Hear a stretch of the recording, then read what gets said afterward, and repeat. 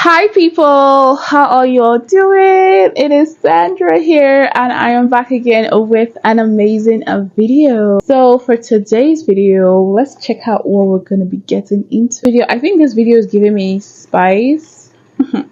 This says Sonny Hostin and The View try to trap him on Jesus, instantly backfires. Sonny Hostin and The View try to trap him on Jesus.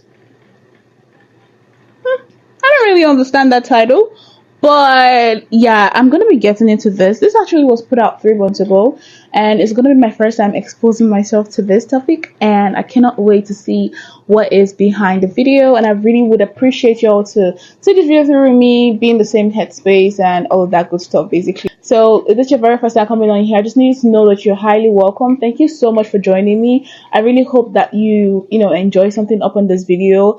And with this being said, people, let's just hop right into the video.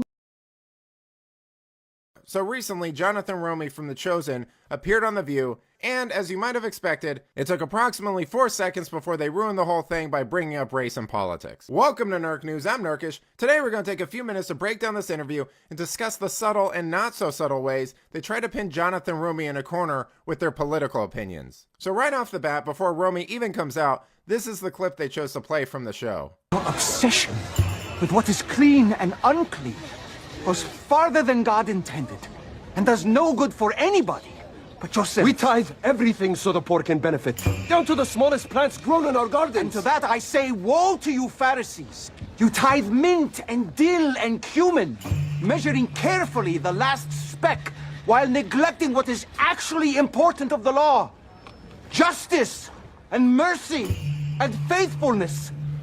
You blind guides, straining out an act while swallowing a camel. Look at these people. What have you done to help? Now, after a few quick formalities, they immediately began discussing the central tenets of Christianity and how God's grace is irresistible, which naturally led to the old great debate about Calvinism versus Arminianism and limited atonement versus general atonement. Nah, I'm just kidding. They started talking about how Jesus wasn't a blonde-haired, blue-eyed white guy. You play Jesus. You?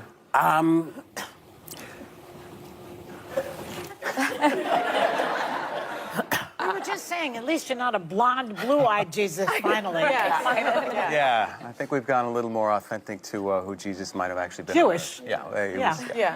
I think what was fascinating to me is growing up, I always saw the blonde-haired, blue-eyed Jesus. Right? And now I go to a Black Catholic church and Jesus is brown. And I think it seems that you took such great pains to do that in this and to portray him as he probably likely was, since this was the Middle East, right? Most people don't know that. And he's also Jewish. I don't really understand the secular woke obsession with making this point. Outside of the left's open disdain for white people and desire to turn Jesus into some sort of DEI Santa Claus, everyone knows Jesus was a Jew from the Middle East. We're not in 7th grade. You're not blowing anyone's minds here. And this is the point they're going to try to wedge here. They want to pin Romy into saying Jesus agrees with them on all these social issues and conservatives are weaponizing religion to hurt their opponents, but thankfully he doesn't take the bait. So, in the clip that we saw earlier, which shows Jesus speaking up for marginalized people, the poor, etc., which is the Jesus that we love. Not everyone interprets that message the same way these days. Religion in this country even seems weaponized at times. As a man of deep faith, which you obviously are, does that frustrate you at all? You know, in that clip, we see Jesus basically taking to task the Pharisees that have essentially perverted the law or taken the faith and made it about the specificity in the letters of the law versus the heart of the law versus the community. You know, they were taking great pains to follow the law at the expense of the followers. And there was injustice in that. And, you know, anytime you see injustice taking place, Jesus is not going to be happy about that. And so I think the fact that we see him speaking his mind about it, I think he gave us a really tough example to follow, you know? This was an excellent sidestep he did here. He didn't really take sides, but he corrected them in a very polite way. You know, I like how they're saying religion is being weaponized while actively trying to weaponize religion. I mean, even Joy Behar's modifier here that, that's the Jesus we love, suggests that there are parts or portrayals of Jesus they don't like. And I imagine it's probably the ones that focus less on the poor and marginalized and more on the life and marriage issue. You know, it's funny that they don't discuss anything else from the Bible there. They're content to bring up blanket terms that they've fudged the meaning of so that they can include nearly anything they want. Because after all, what's poor and marginalized in one of the richest and freest countries in the world? I think we've seen how loose the left is with those terms. But let me know what you think. Are you a Christian? Would Jesus be woke? Do you care that religious depictions of him may not be accurate? Let me know in the comments. And if you enjoyed this video, please give it a like and subscribe to the channel. That stuff really does help us out. Until then, this has been Nerk News. Bye! First off, right? I have never seen a blue-eyed Jesus. Blue-eyed white Jesus. Like, I have a picture of Jesus right here. I literally have a picture of Jesus right here. And he doesn't have blue eyes. He has brown eyes. Black beard. Obviously, he is brown. To be honest, he is brown. I don't just want to take away. I would have shown you literally. I have a picture of Jesus right here. And this is the Jesus I've been exposed to. The brown-eyed, you know, golden skinned Jesus with long hair. I mean, he was Jewish after all. I guess that's how they looking. I don't know. But like, right? So first of all, I really couldn't relate to them. The blue-eyed white Jesus. I can't relate because I've never seen it, and this is actually the first time I'm hearing about it. That's one. Two, she's like, the interview was like the Jesus we love. I don't understand that. The Jesus we love. So is it that the depiction, the image, the earthly image of Jesus affects how they feel about him? I feel like I'm getting confused, right? Because I don't know where that came in saying the Jesus we love. Are there like multiple Jesus? Okay, that's two.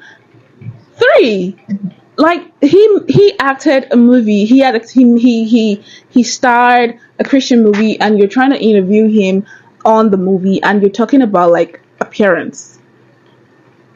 Was that all the movie was about, really though? Because I haven't seen the movie, but if that is all they could take home from it, I'm like, was that what the movie was promoting? Like, I'm just very confused. I'm just so, like, the interviewers, like, it seems like they were all in sync on something that is lost on me.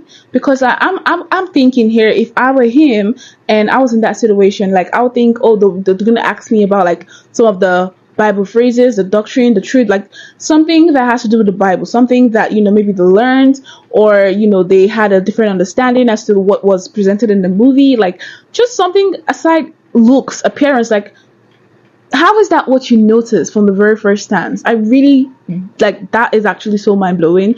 But honestly, people, like, the appearance of Jesus really is insignificant. Do you guys understand how insignificant it is?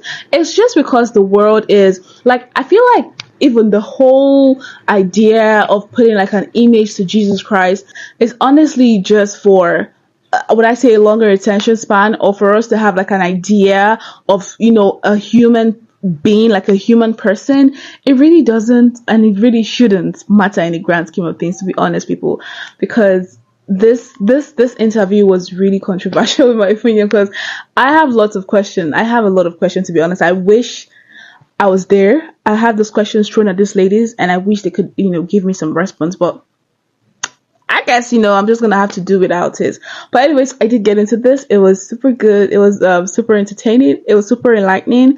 Definitely left me with a lot more questions than understanding, but I did get into it, and I would want to know what you all think about this down in the comment box. Please do share this, do engage, and upon to the very next one. Hopefully we get to see. Let us keep on staying safe and healthy. So yeah, bye.